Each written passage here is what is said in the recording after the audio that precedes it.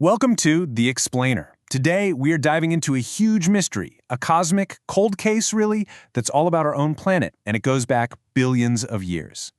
I mean, just think about it. Water is everywhere on Earth. Our oceans, the clouds, the rivers.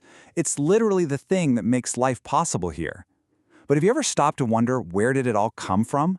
Was it here from the start, or was it some kind of special delivery from space? Well, that's exactly the mystery we're going to try and solve today. So here's how we're going to tackle this. First, we'll look at the key clue. Then we'll get some important terms down. We'll meet our main suspect, a baby star, check out the evidence from the Webb telescope, and then we'll put all the pieces together. All right, let's get right into it. Now, with any good mystery, you've got to start with the evidence, right? And the biggest clue for where our water came from, well, it's not actually here on Earth. Nope, it's hiding out there in the super cold, super dark depths of space. And here is our, let's call it the scene of the crime.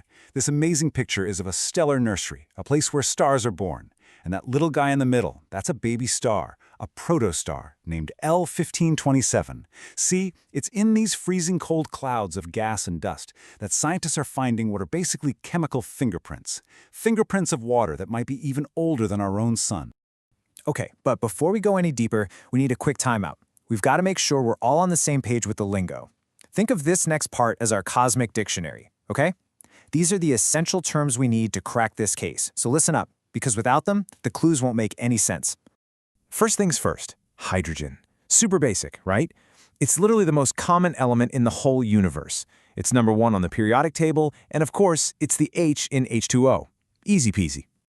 Okay, but here's where it gets interesting. Hydrogen has this slightly heavier twin. It's called deuterium. Now, it's still hydrogen, chemically speaking, but it's got an extra neutron packed into its core, which makes it a little heftier. You can think of it like hydrogen's slightly chunkier sibling. And believe it or not, that tiny little difference in weight, that is our single most important clue.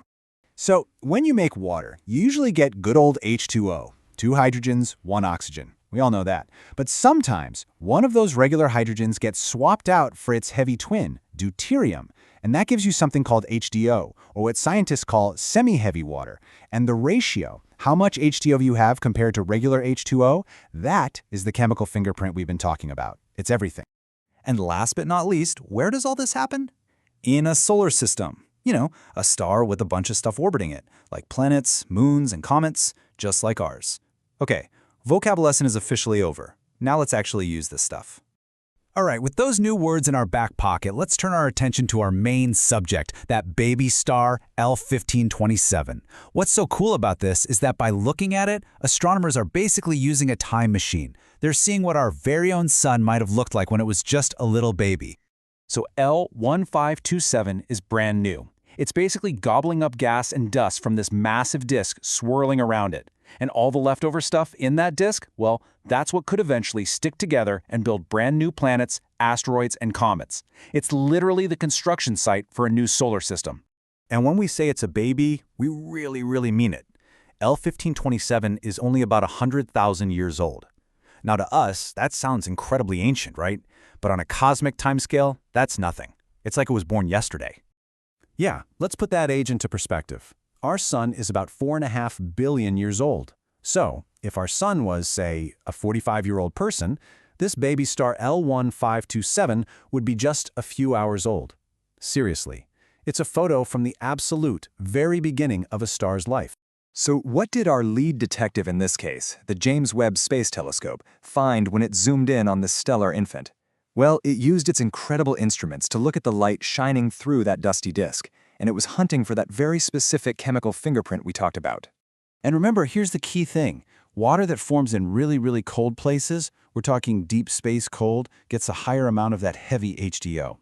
So by measuring that ratio, you can tell where the water came from. It's like cosmic ancestry. And what Webb found, it was a huge discovery. Okay, this right here, this is the aha moment. This is where the whole case breaks wide open. Just look at the numbers. The water around that baby star L1527, it has a high ratio of heavy water, and that is an almost perfect match for the water in Earth's oceans and in some meteorites. But, and this is the crazy part, it does not match the water ratio in our own sun. Whoa. This is the heart of the discovery, right here.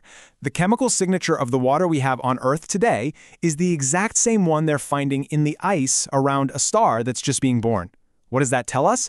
It means that fingerprint was there from the very start. It got locked in and basically didn't change as our entire solar system grew up over billions of years. All right, let's wrap this up. Time to put all the puzzle pieces together. This is where we connect a baby star hundreds of light years away to the water you might be drinking right now. So the case is pretty much closed. The evidence is pointing to one thing. Our planet's water is an ancient heirloom. It wasn't made here. It was delivered to a young Earth by comets and asteroids, icy bodies that were formed from that original super cold cloud of gas and dust. Which means, and this is kind of mind-blowing, the water on Earth is likely older than the sun itself. But, why does any of this matter? It's a cool story, but what's the big deal? Well, it's huge, because if we understand the recipe for making a watery planet like Earth, we have a much better idea of where else to look for life out there. It suggests that water, the key ingredient, isn't some rare fluke thing. It's a common ingredient, available right from the start in these stellar nurseries. And that leaves us with one final, absolutely massive question to think about. If water is this ancient cosmic inheritance passed down from the cloud that builds the star and its planets, then how many other worlds out there could have gotten the exact same delivery? Just how many other blue planets like our own are just waiting for us to find them?